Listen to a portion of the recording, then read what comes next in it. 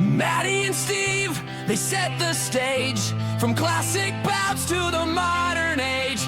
Every slam, every story, every legacy comes alive with wrestling pedigree. So tune on in, the spotlight's bright.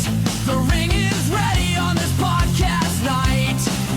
It's wrestling pedigree.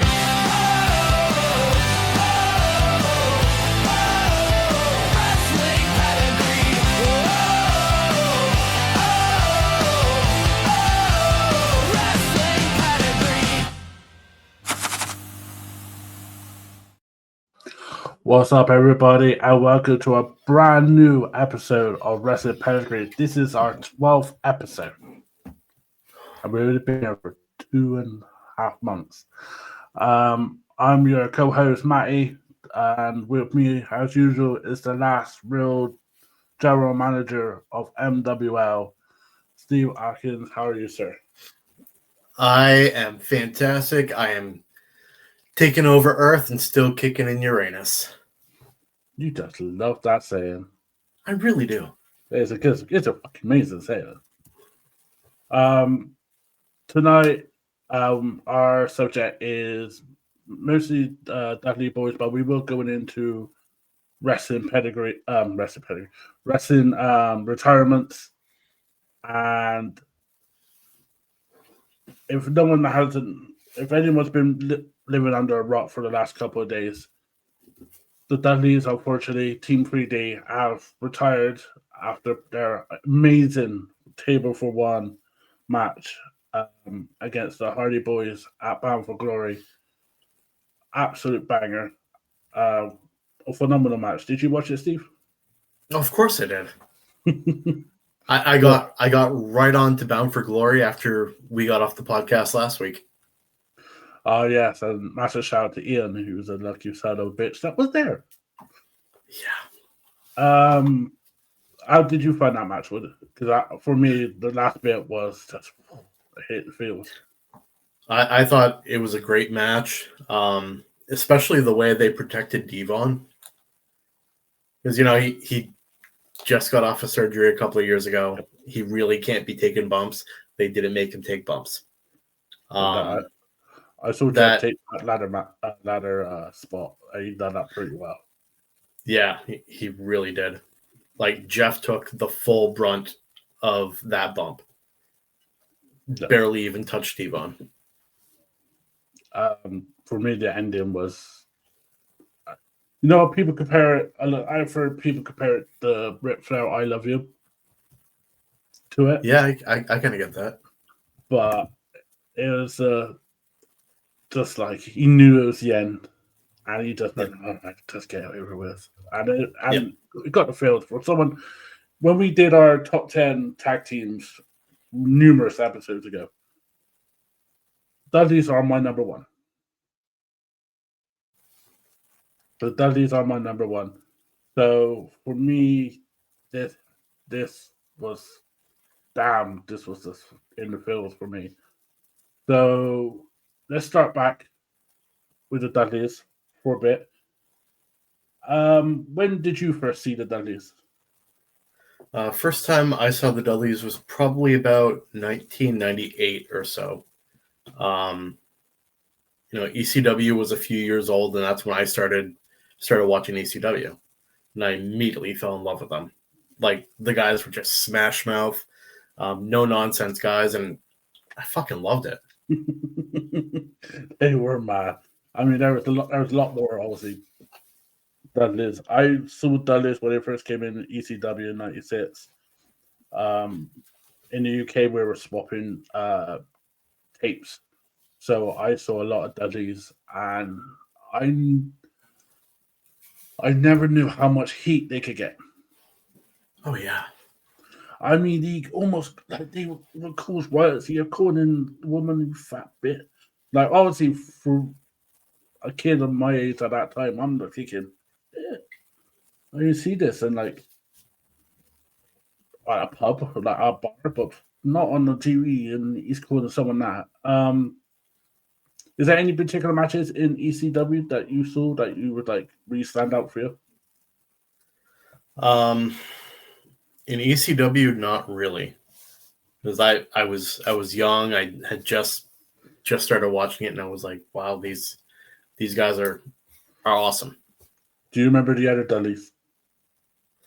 Oh yeah, I remember Big Dick, Sign Guy, obviously Spike, all coming from the seed of Big Daddy Dudley. Yeah, you put it about he did. Yep. Bubba. Dances with Dudley. Yeah. Dudley. I, I wonder how they came up with that. Dudley. Um,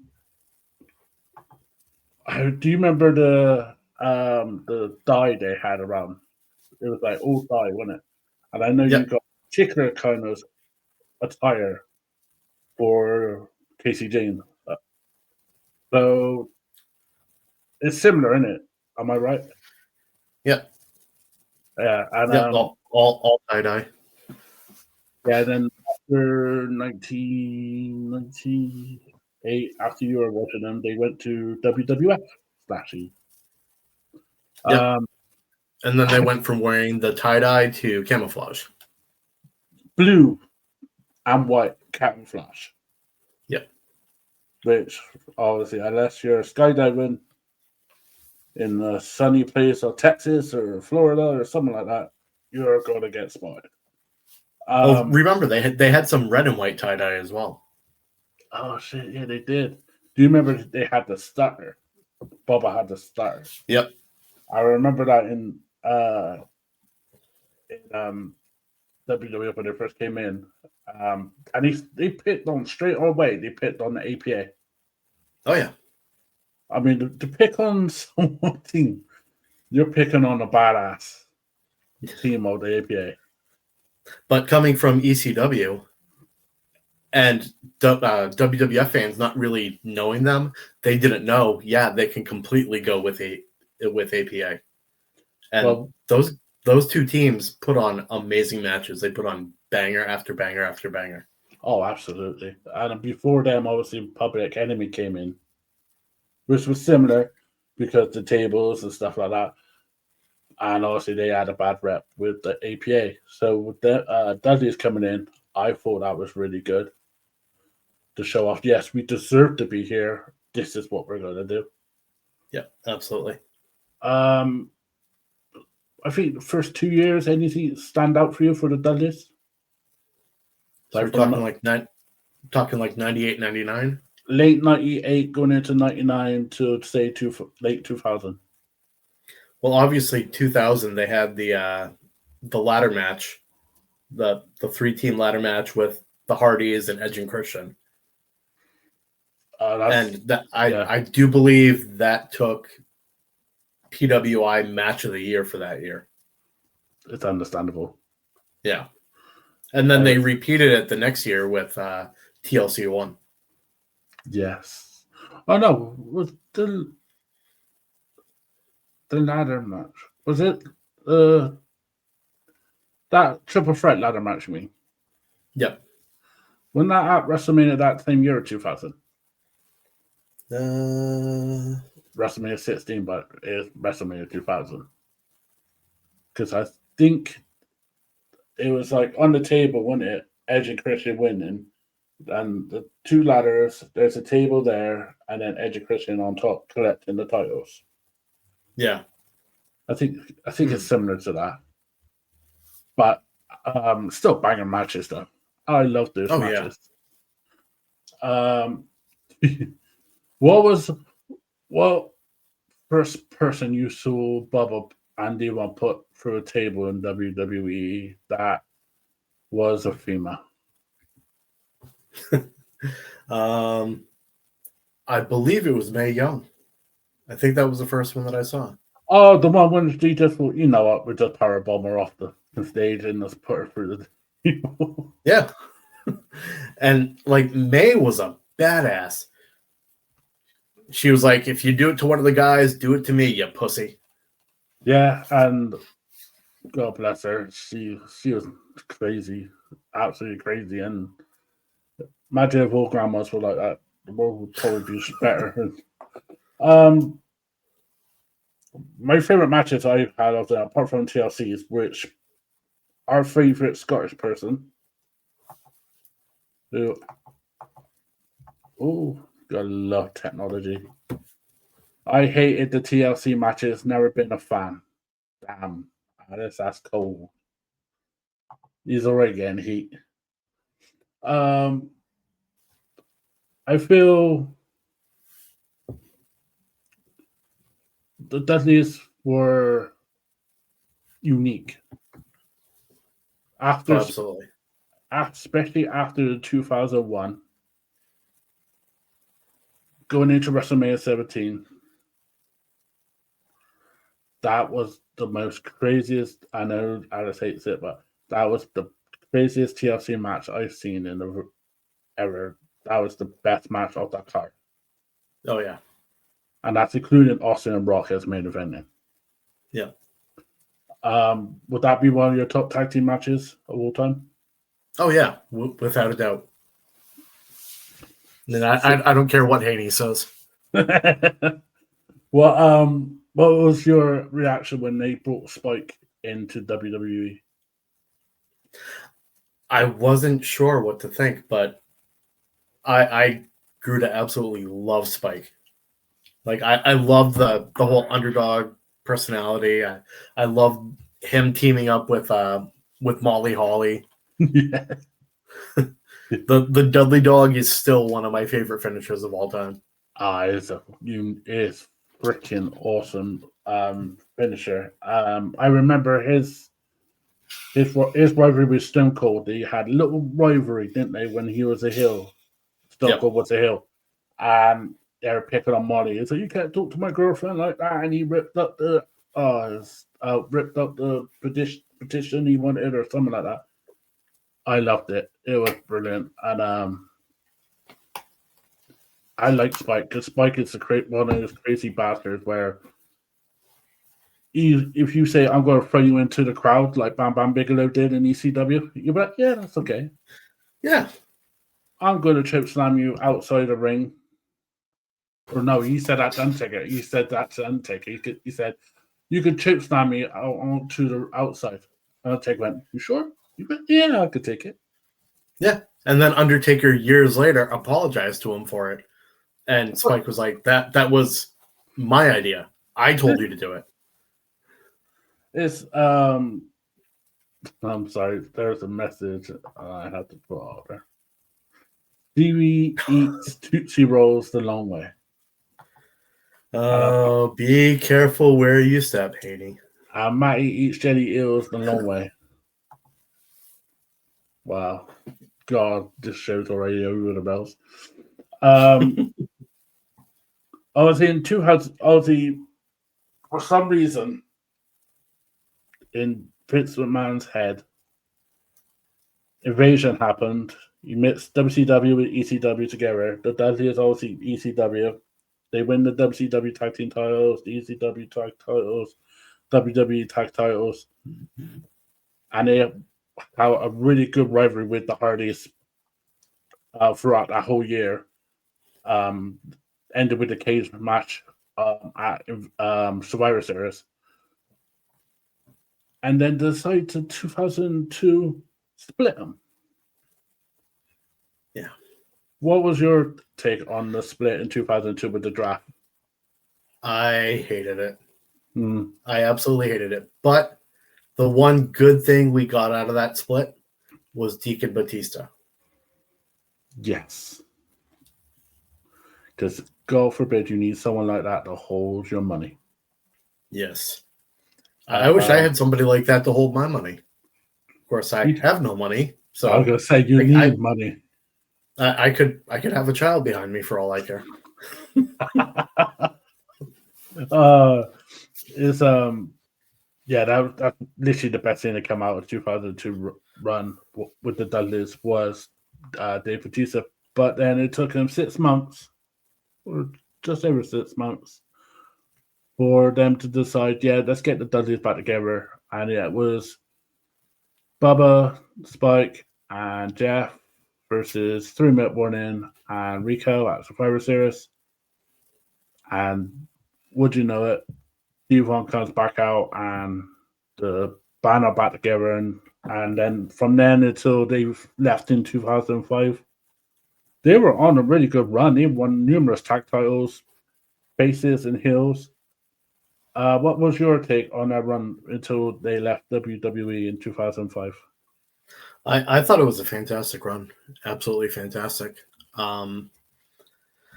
They didn't quite seem like the Dudleys of old, but they were still putting on great matches.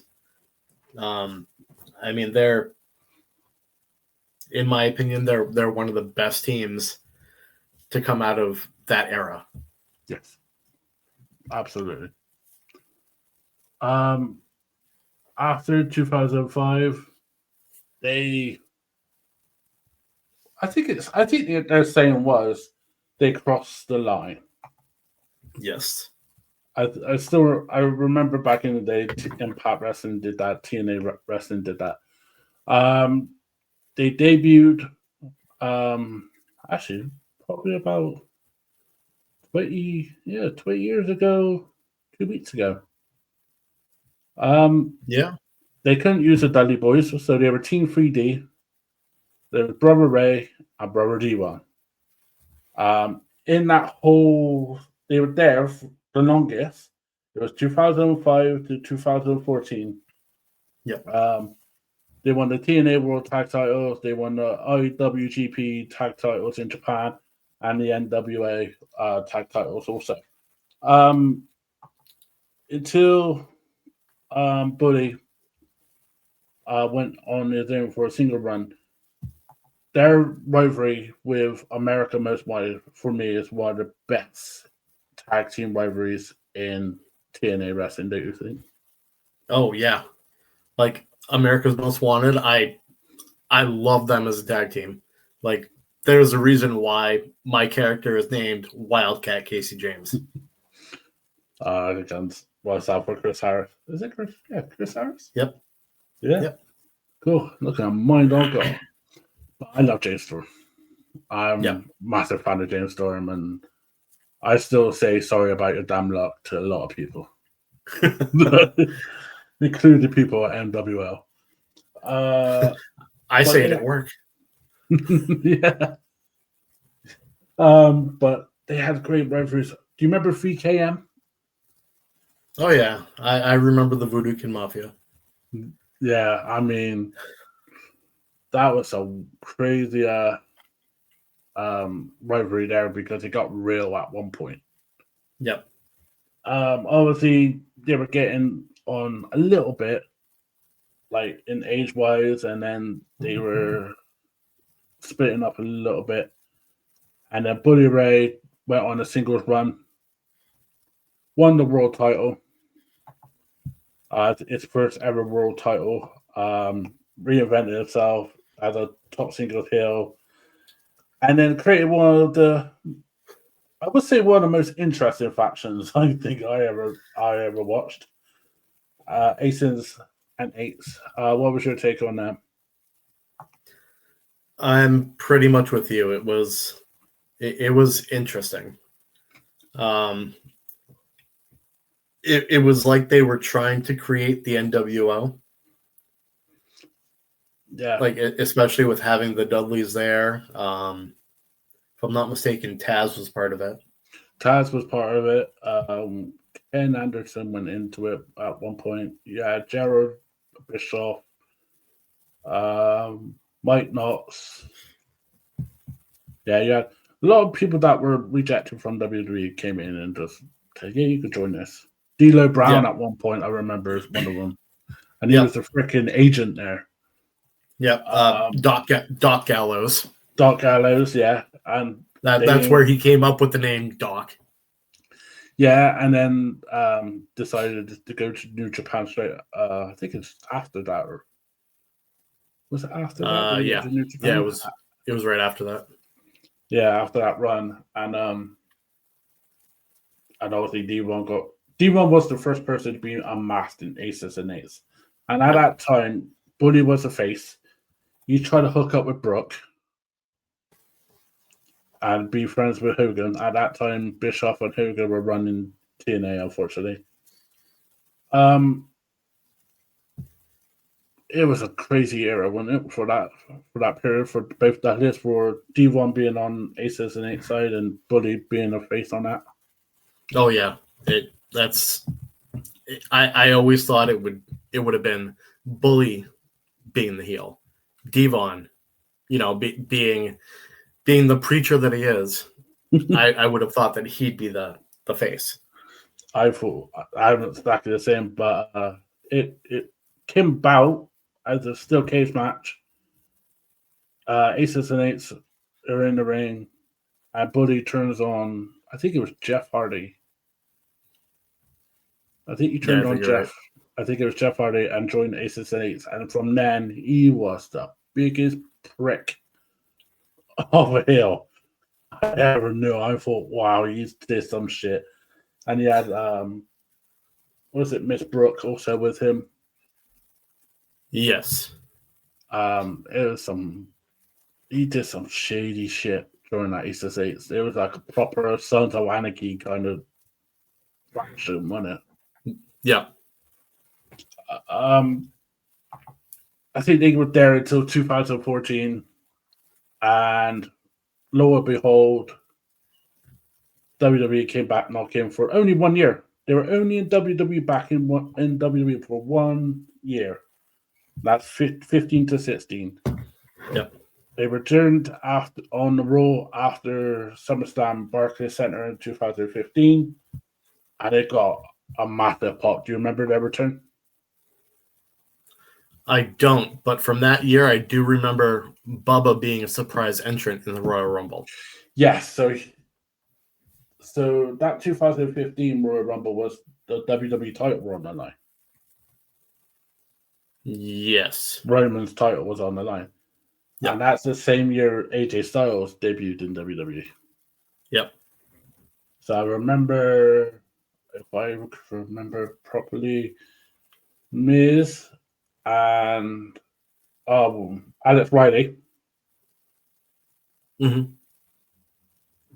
Then I want to say R-Truth. Then Bully. Yep. And then Reigns, and then all the others, and AJ. But that's how I can remember it. But yeah, it was a phenomenal debut, re-debut for Bully Ray at Royal Rumble, and then obviously him and Devon come back after SummerSlam at the Barclays Center on the Raw, and then picking on one of the best tag teams of that era, which is the New Day. Yes. Their rivalry with the New Day, do you remember much of it? I really don't, to be honest. All I remember is a lot of backstage segments and the Dudleys putting them through tables, and then when it was the matches, it's literally just New Day cheating to win. That's all I can remember of that. But then the Usos. Do you remember that Bully Ray video where he's beating up the Usos? He goes, "This is for your cousins. This is for your." Yep. This is for your daddies. This is for The Rock. Oh, just brilliant. I think him punching the Usos probably was because he had to take steep faces a lot when it was Rikishi and Haku or Too Cool and that. I thought, yeah, there you go. He's getting paid back on his offspring now. They were inducted to the Hall of Fame in 2018 by Eddie Christian. How would you say the legacy of the Dudleys will be? I mean, they're the most decorated tag team in wrestling history. TNA, TNA has them as 23-time champs. WWE has them as 18-time champs. I don't believe WWE is counting in like New Japan. No. But yeah, if you really get down to it, though, it's more like 31-time champs. They're most decorated. Yeah. There will never be another tag team as decorated as them. I don't think there'll ever be another tag team like that where they could do it. They're the all rounder tag team, not Yep. a high flying obviously, but has in brawling, technical, storytelling in the ring, comedy. I mean, they did a lot of comedy. Yeah. And they could be the biggest assholes on walking on God's green earth. So they could Yep. do it every. That's why all rounder. So if you had what try to think of a tag team today, Nathan Fraser, Axiom, and you need to put them over as major baby faces. You will call on the Dudleys to put them over and make them Yep. look like $1,000,000, and they usually do. Dudleys were Yep. really company men.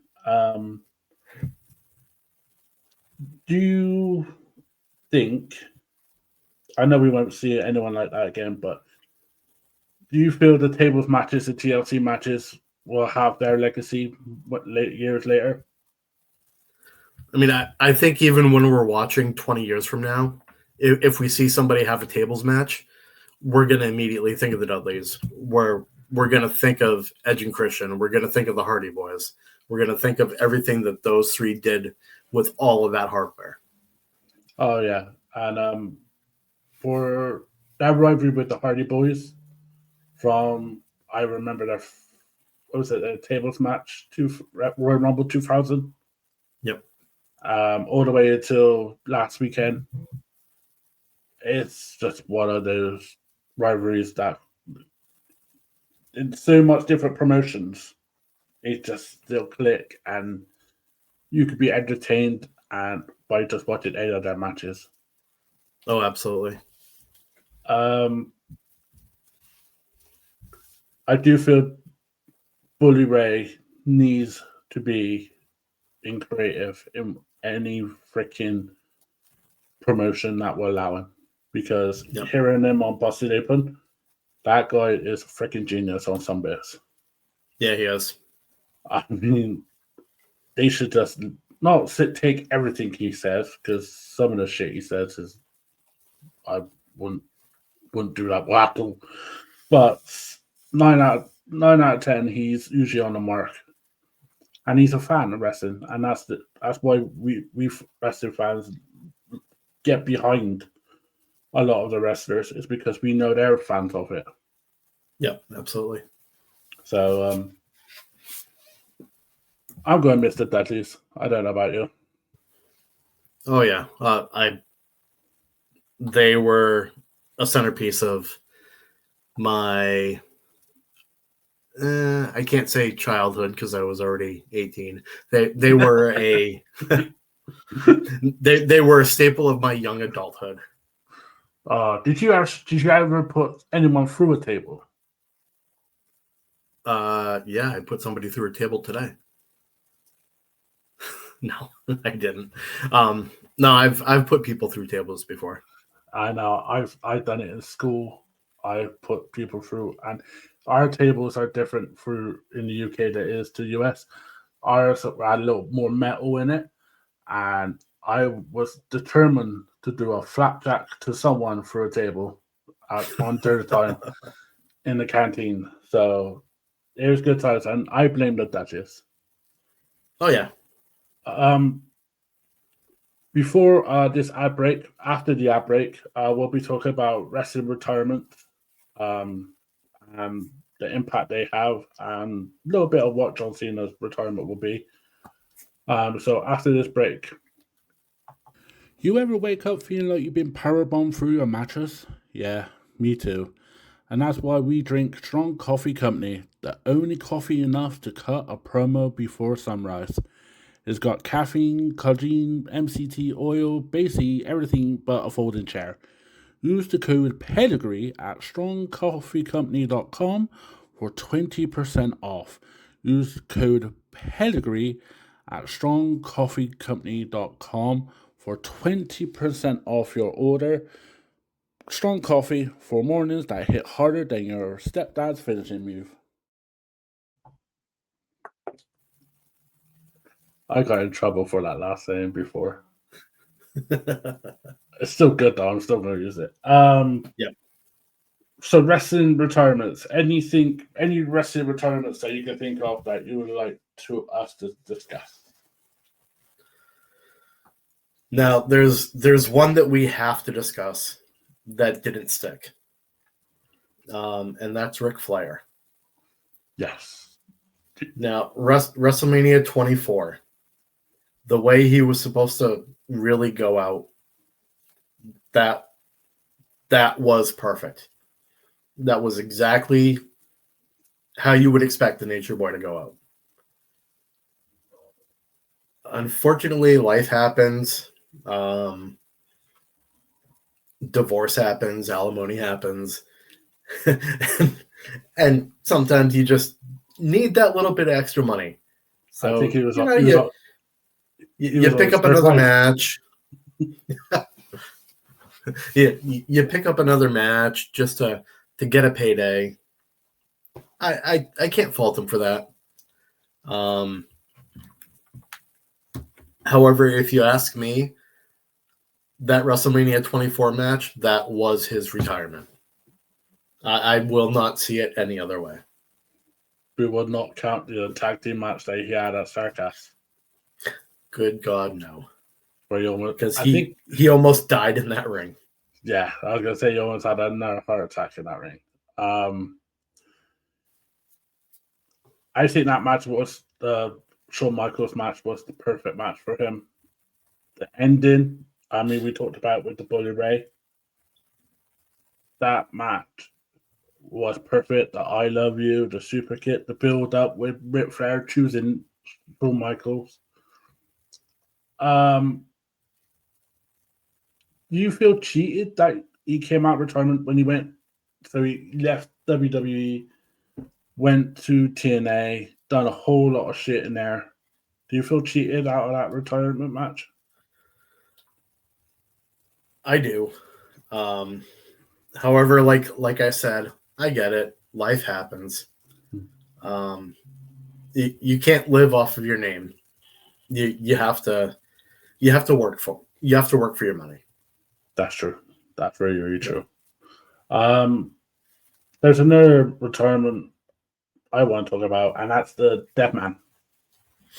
Yes. So there's two sections of this that me and you were discussing about previously. Let's get into the first one, which is the retirement of the actual Dead Man persona. Yep. That people don't realize it. People thought he was actually retired, but I think you nailed it on the head, didn't you? That it was this persona, it was gimmick, was retired. Yeah. Yeah. Because when he left his trench coat and his gloves and his hat in the ring, that was a retirement of the Dead Man persona of the Undertaker. Then he comes back and he has the Boneyard match against AJ Styles. But he came in as kind of he didn't completely come in as the American Badass. He still had a little bit of the Phenom in there. But he wasn't the Phenom. Yeah, I remember he said he just mixed every character he had in WWE and mixed it all together in that last final match. And the second part of that is that retirement match against AJ for the Boneyard match is, for me, an end of a childhood because me and you grew up watching the Dead Man. Yes. And we had to watch it on the TV, and we wouldn't even get that kind of match because we were in a pandemic. So that's the only good thing about the pandemic was we got a Boneyard match and a perfect send-off for the Undertaker. Yep. And during the pandemic era, I'm just gonna go ahead and say that all of those cinematic matches, those kept people watching. Yes. And hell, I'd love to still see some cinematic matches, but now with the pandemic era being over, we're not. It's just it's not going to be there. I do think TNA are doing I think the odd cinematic when they go to the Hardy Housebound like yard and stuff like that. But yeah, I agree with you. They need to bring back at least some cinema matches again. It's emotional watching that match because I'm watching what Undertaker said when it was the last Ride series that he lost his brother on that night or the night before. Yeah. And still wrestled and did that. Michael Hayes, I think, produced it. It was a highly intense, emotional match. But now, Undertaker, I think Undertaker's one of the top ones, like very like 1% ish, 5% ish, that won their last match before being retired. Yes. Another person on that line is the person T-shirt that you're wearing. That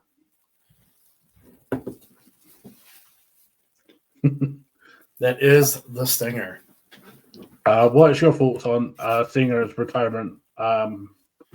Was it a tour? Because I thought it was a tour, but you corrected me that it wasn't a tour, but it was literally just a retirement match. What was your take on that match? I think it was Darby Allin and his tag partner. Yep, it was Sting and Darby versus the Young Bucks. Dude, Sting went through a fucking plane of glass. The dude's retiring and he throws himself through glass. Who the hell does that? That's true. And I don't know how old he was then. He must have been in his late 50s. Yeah, I want to say he was 58, 59. Yeah, and to do that spot, and is that the spot where he says, Darby, don't go up, I'm doing it. Yep. Crazy bastard. But Sting wanted to go out on his own terms, and he actually did. And this whole year, he's done a retirement, kind of like a retirement tour, what he does in meet and greets in the Comic-Con and stuff like that. He's over in the UK with Comic-Con Scotland and stuff like that, where he's actually wearing that face mask until end of this year, and then it's no more. Yeah. I mean, that's a good retirement tour, I will say. Yeah, which I mean, I was actually just talking to my wife maybe 10 minutes before we went live about how Sting is still painting his face, but he let his hair go white. He's painting his beard to go with his face paint. He's clever. He is clever. He's fantastic. You ever met Sting in one of the Comic-Cons you went to or anything like that? Nope, I have never met Sting. He is somebody that I definitely want to meet. We talked about WCW last week. He's a unique wrestler. Mm-hmm. He was the heart and soul of WCW. And he has got that little soul of AEW also, I know, and TNA. So he's done very well for all three promotions. There is another retirement that this person not stay retired. He did come out for a little bit of Arab money. He came out for some blood money. We'll just call it what it is. All right, we just call you DMD now. God, we're gonna get heat for that. What's your take on Shawn Michaels' retirement match at WrestleMania 26? 26. Man, those back-to-back matches versus the Undertaker, those are both classic matches. Obviously, we knew going into the match, Shawn's going to lose. It's career versus streak. This is going to be it for HBK. And being as much of an HBK mark as I was, there was no chance in hell that I was missing that match. That is a match that I can I still watch to this day, and still like they put on an absolute masterpiece of a match. Oh, totally agree. Totally agree. Both matches, like when we did the WrestleMania moments / matches a couple episodes ago, that match is in both our lists. Yep. And Jovan's when he was our guest.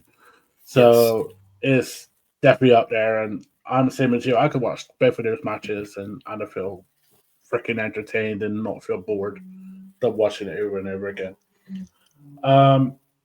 However, he did come back out for the money, and it was not the best match. No.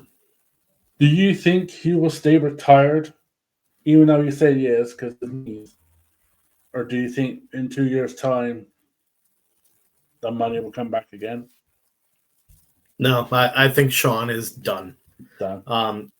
He was joking on Chris Van Vliet. Yeah. That he may come back for the Royal Rumble, and Chris is like, really? No, I'm not coming back for the Royal Rumble. Guys, I am retired. I am not coming back. And he even said on his interview with Chris that he does not consider the Saudi match his last match. He considers the WrestleMania match his last match. That is the last Shawn Michaels. Do you agree with that? Yes. Yeah, I agree with that. What's the explanation? Explanation? The reasoning for why they leave the boots in the ring. For people that don't know much wrestling.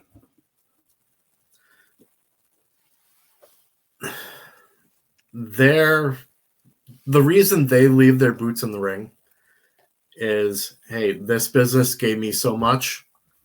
I owe this business for everything.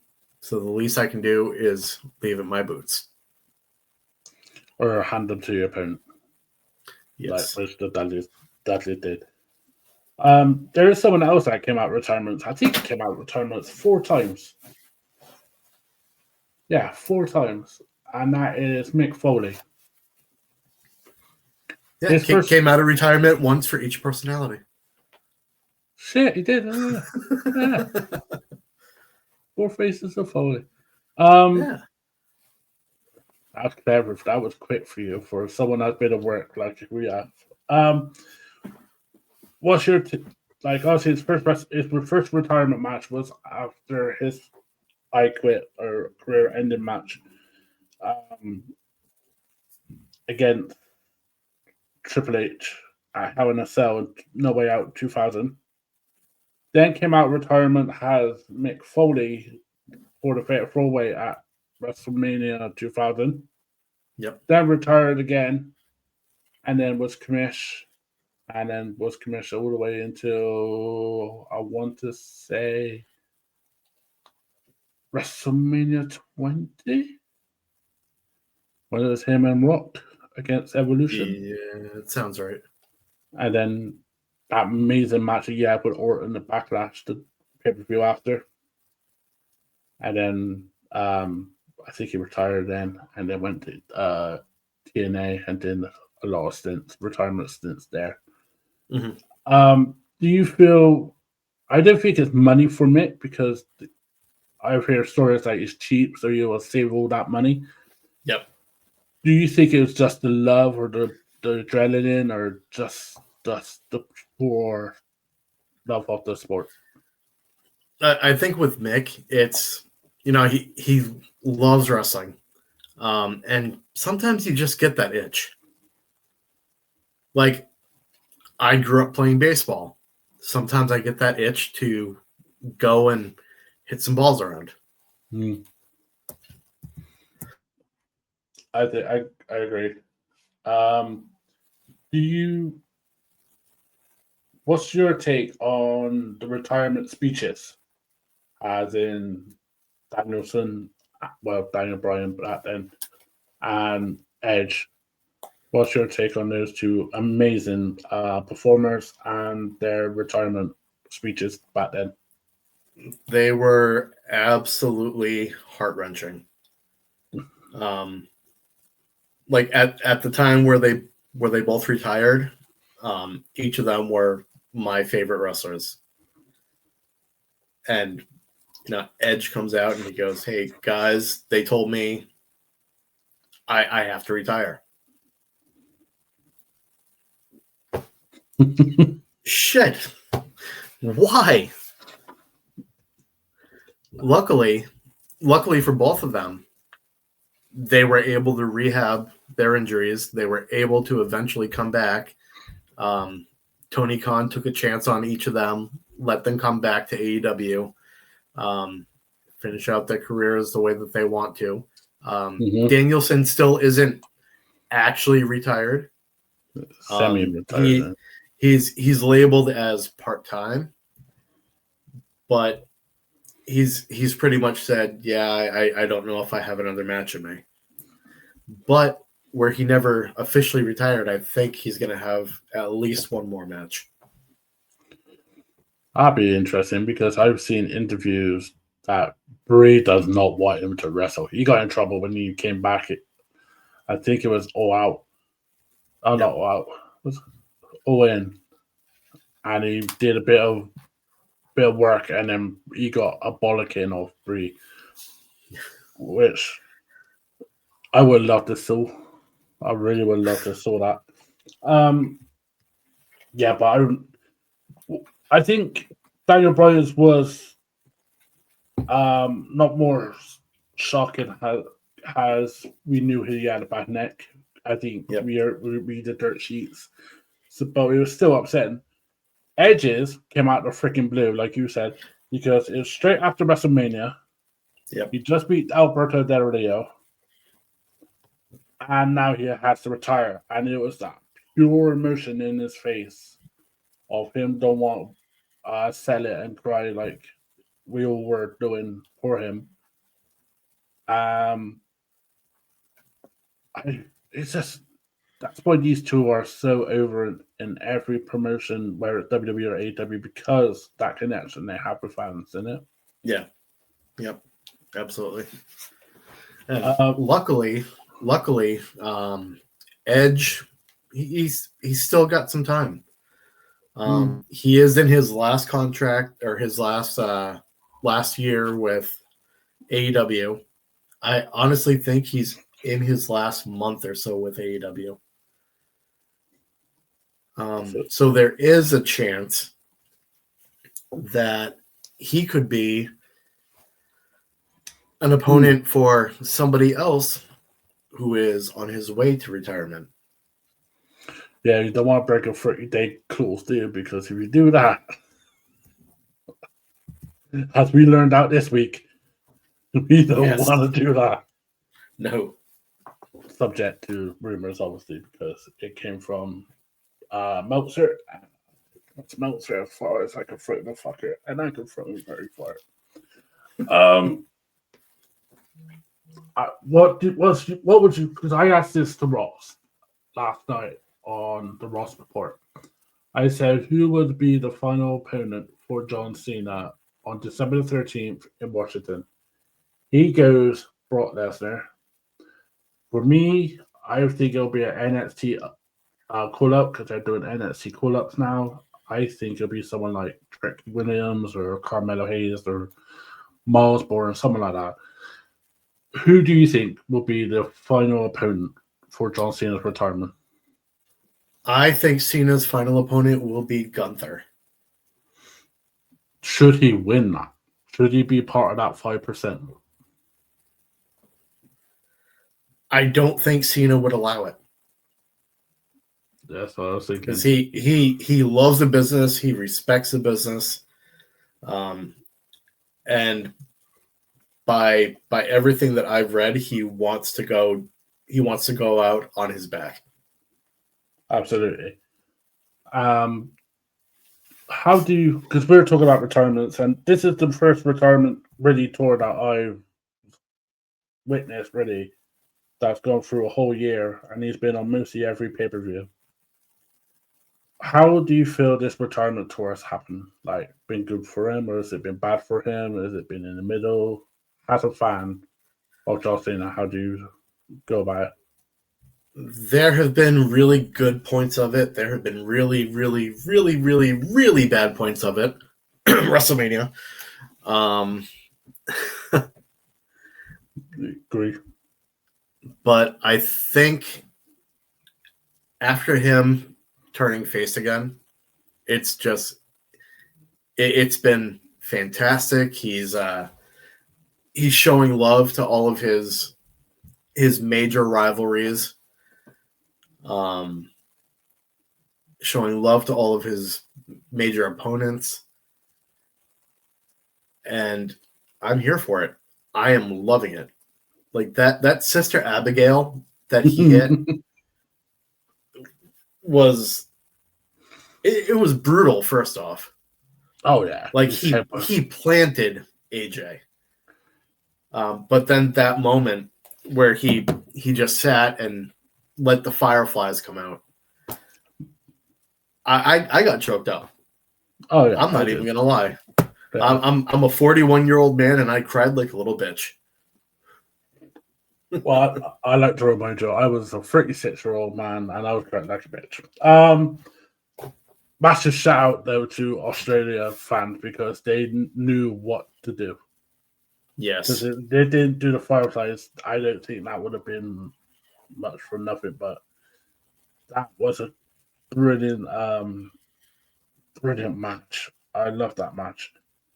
I feel Cena's retirement tour has been really good, apart from, like you said, WrestleMania. But I don't think that's his fault. I don't think that's Great's fault. I think that's the two people's fault, and that is one of them is Rock, and the other one is Travis Scott. So you sometimes you can't polish a turd. No, and I think even with The Rock kind of dropping out, I think if Travis Scott hadn't like come down to the ring so slow and kind of showboated before he cracked Cody, I think it could have been saved. I just knew it was to shits when he can hit him in Elimination Chamber. That right jab is like, oh, fuck it. What would you like for AJ's retirement tour next year to be like? AJ's retirement tour, I don't want it to be anything like Cena's, because AJ is not Cena. He doesn't need to play his greatest hits. AJ just needs to go out and do what he always does, and that is put on a great fucking match every time he's out there. Oh yeah, I think he should do open challenges, not for titles, just open challenges. Anyone that want to face him each week. Yep, I wouldn't mind that. And then, however, I do want him. I do want him at some point to hold the title during his retirement tour. What, the main one or just a main? Just a title. I'd love to see him with the Intercontinental or the US. But I wouldn't be opposed to seeing him hold the top title. Either way, if he does the open challenges, that'll be really good because then obviously the relationship they have with TNA, they can bring Kaz back. They can have a match then because I would love to see a Kaz versus Kazarian versus AJ Styles match one more time. Yep. Also, there's been rumor. Well, Samoa Joe going to retire after his contract.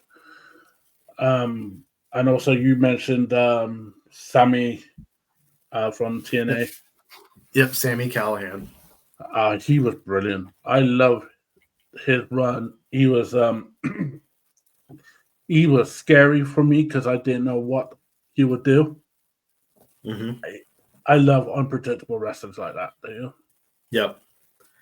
Yep. And just the visual of nobody knew that he was retiring after that match. But after he took the pin, he just sat up, undid his boots, left them in the ring. No fanfare, no oh my God, he just put them down, walked straight to the back. That's a perfect one. Perfect way of Yep. doing it. And I was watching it and I went, was this supposed to happen? Was this scripted? Did anybody know about this at all? Or is Sammy just being Sammy and going off the book? It's like I mentioned one to you yesterday when we were doing our layout for this, and you were surprised by it. And it was William Regal versus Cesaro. Yep. It was a low. Not a lot of people knew he was going to retire, but he did retire in that match. Like after that match, that was his final match against Cesaro, NXT 2013. That's why in AEW he's got a close relationship with Cesaro, but someone like William Regal, and I love William Regal. I loved him since the WCW days. Yep. Do you think someone of that stature should have had a bigger retirement, or does a small, low-key retirement show you what kind of man William Regal is? I mean, it definitely shows what kind of man he is. With as much as I love Regal, though, I would have loved to have known, hey, this is the last time we're going to be able to see William Regal in a ring. Yeah. I think, I know it's NXT and it was at Full Sail, but I think if they did it at like one of their, what they used to do at takeovers, yeah, they would have sold money from that because a lot of people just love William Regal and they would have paid money to watch his last match. Yep. I'm trying to think of any other retirements. I'm trying to think of the New Japan wrestler that does the air guitar. I forgot his name. Well, one that we didn't talk about yesterday, that I thought of today, Batista. Yeah, against but Batista knew. Yep, Batista knew that his WrestleMania match against Triple H was going to be his last match. Yeah, but he's gone on record saying, I didn't want fanfare. I didn't want everybody to know, hey, this is it. I just wanted to ride off into the sunset. And it was a brutal, brilliant match. I mean, the nose piercing segment still gets me. Oh, my nose goes all like that when I think about it. Yeah, and I think Batista, it's a shame that the pandemic happened because he would have been a Hall of Famer by now. Yep. But he definitely, it was definitely a great send off that he did. And there's stupid rumors now that he's going to come out of retirement to face John, which is bullshit because Batista's exactly like John Cena said, he'll never, ever, ever come out of retirement for whatever money. So, not to mention, Batista does not have the Batista body anymore. I was going to say, nor does a Rock. No. But Batista he dropped so much weight. He's still ripped, but he's not huge anymore. He's not the Batista we remember in the ring. Before we close the episode, do you think that Stone Cold versus KO was Stone Cold's retirement match? I've heard rumors that he's open to another match. But it wouldn't surprise me if he ends up going to Saudi for next year's WrestleMania or WrestleMania 2027, right? Yes. Or 37. Yeah, WrestleMania 2027. Yeah. Yeah, I agree. I really, really want it to be the retirement match. However, I think money talks, especially in wrestling. As fans, we see that a lot. So I'm hoping he says no because I think that KO match was a perfect retirement match for him. Yeah, I agree. And you could see with him doing that match, he could still go. Oh yeah. I mean, I would have been happy. Well, you know what? Let's take a little funny line. Roddy Knoxville's retirement match against Sami Zayn on that same WrestleMania was brilliant. Because Johnny Knoxville said straight after, I'm not doing another one after that. So on that note, it was really awesome to look when doing the research for all these, and especially the Dudleys, look back in nostalgia and feel like we grew up watching the best wrestling. I feel Yep. From Dudleys up through the Ruthless, Gresham era. Yeah, and watching retirements and seeing them retire now. We got obviously AJ next year, Samoa Joe, I think a year after. I think we're not far away from the Hardys either. No, and Edge and Christian also. Yep. I do hope AEW do a retirement tour for Edge, but who knows?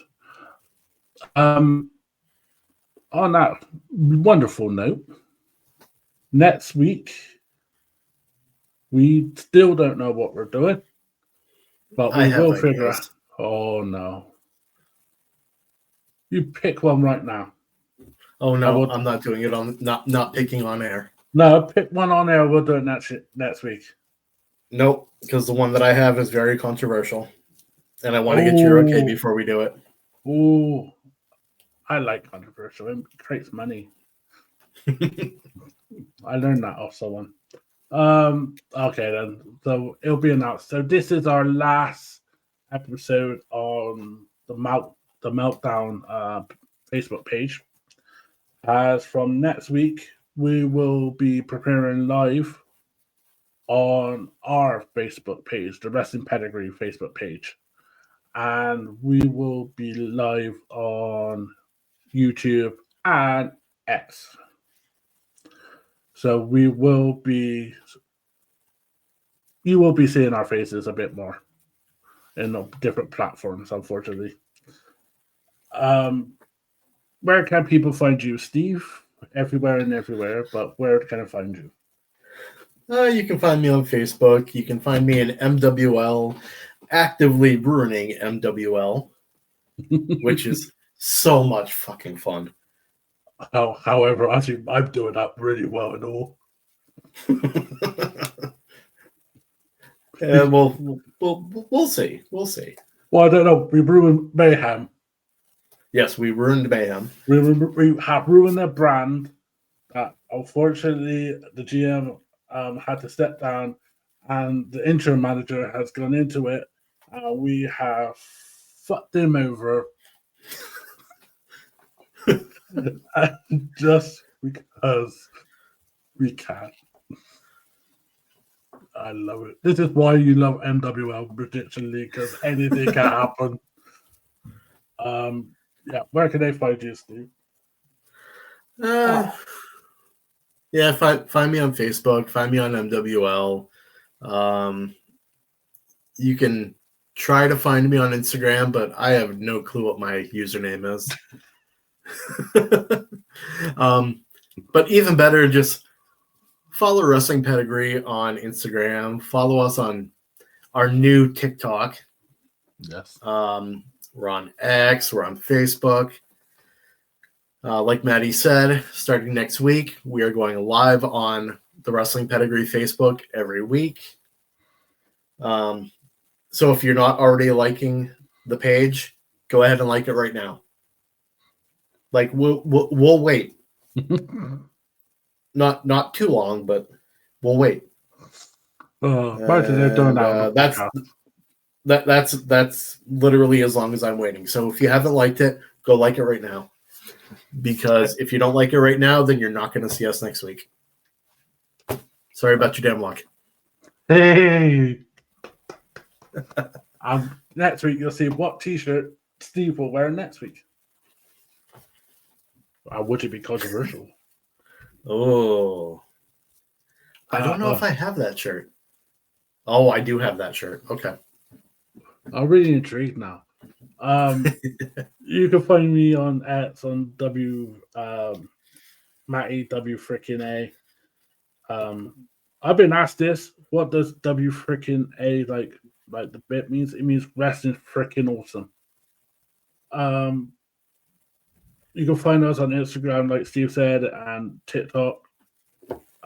Find us on YouTube. We're available on all